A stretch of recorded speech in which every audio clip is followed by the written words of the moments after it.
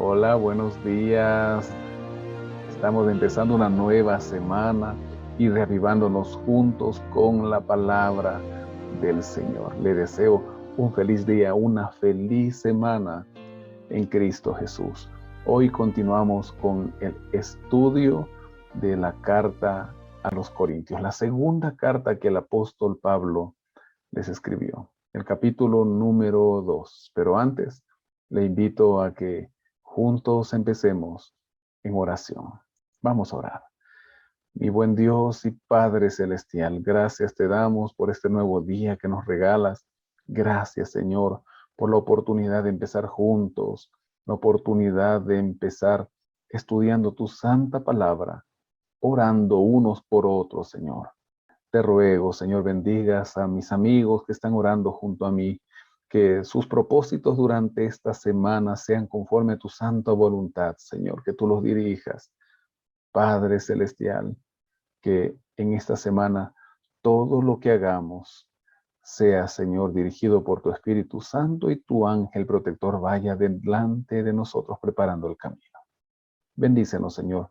Ayúdanos ahora que vamos a estudiar tu santa palabra, a entenderla y a escuchar el mensaje que tienes para nosotros en este día. Oramos en el nombre de Jesús.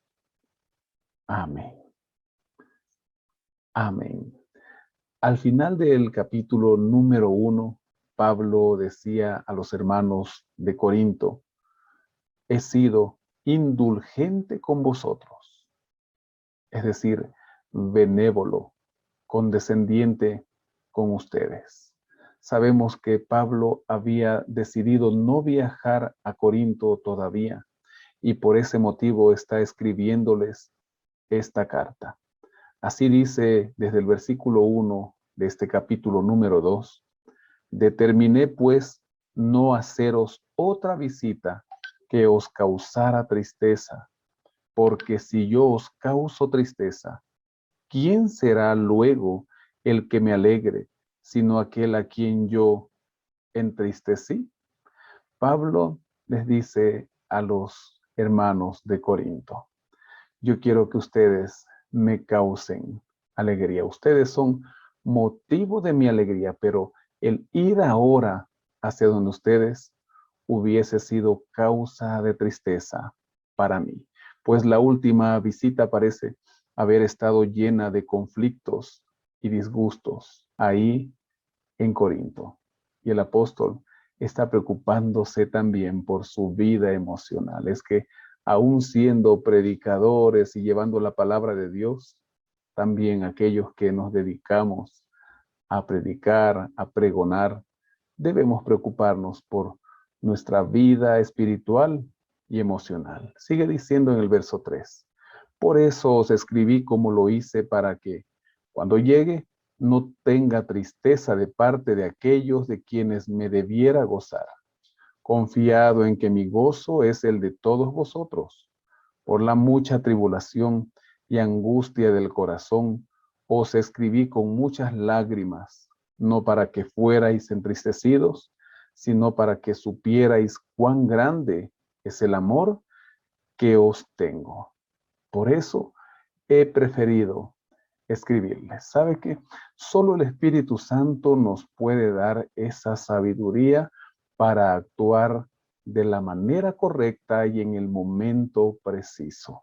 A veces podemos actuar de una manera precipitada. A veces queremos que las cosas se solucionen ya en ese momento, pero hay situaciones en la vida, sobre todo en la vida de la iglesia, en donde el Espíritu Santo nos va a dirigir.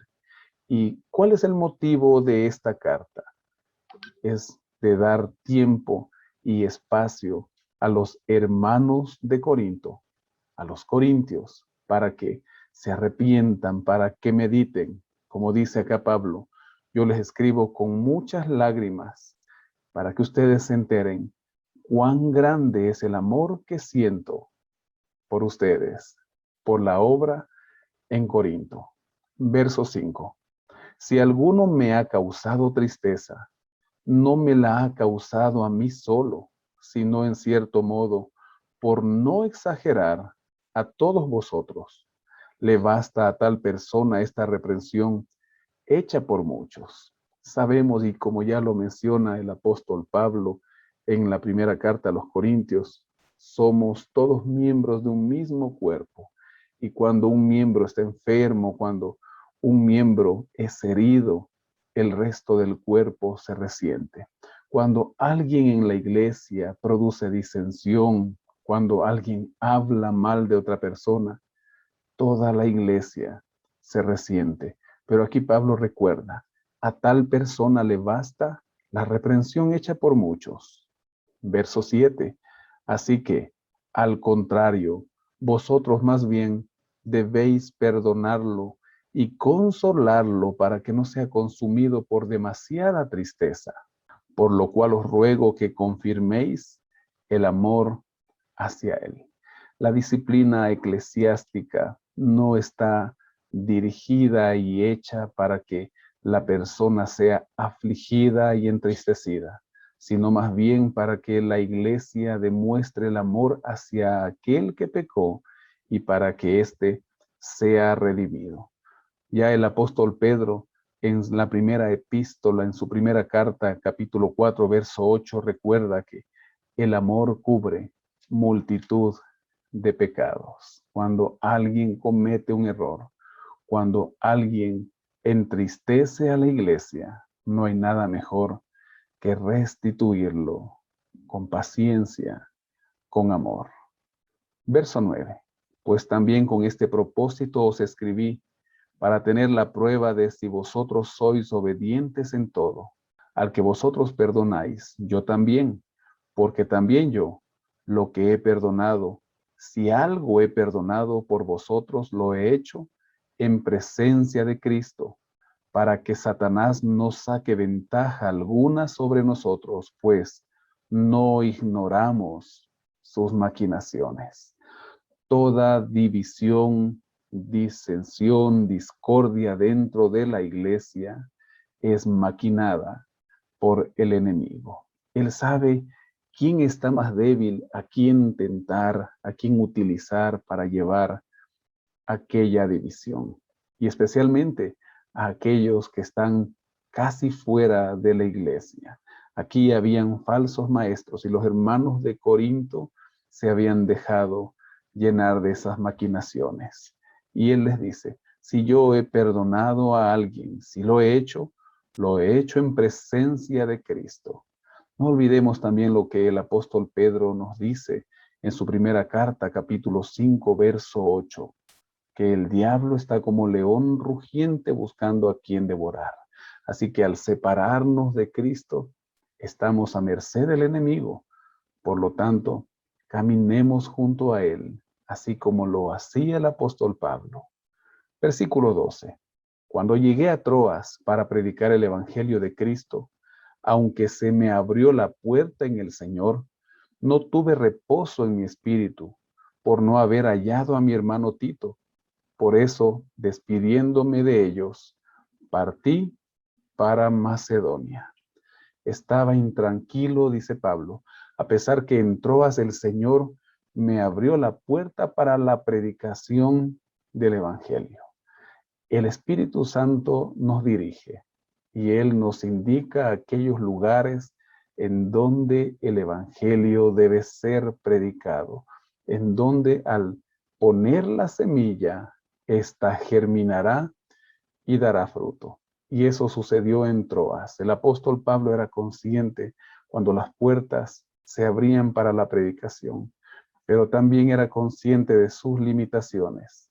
Y aquí él necesitaba a Tito. Y él no estaba, por lo tanto, dice Pablo, no tuve reposo en mi espíritu y por lo tanto me fui. Partí para Macedonia. Nosotros debemos conocer nuestras limitaciones. Qué bueno es el pertenecer a un grupo pequeño. Qué bueno es tener su pareja misionera, su pareja de oración. Cuán necesario es el apoyarnos unos a otros. Y ahora termina el capítulo Pablo desde el verso 14.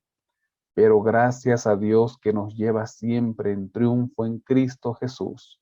y que por medio de nosotros manifiesta en todo lugar el olor de su conocimiento.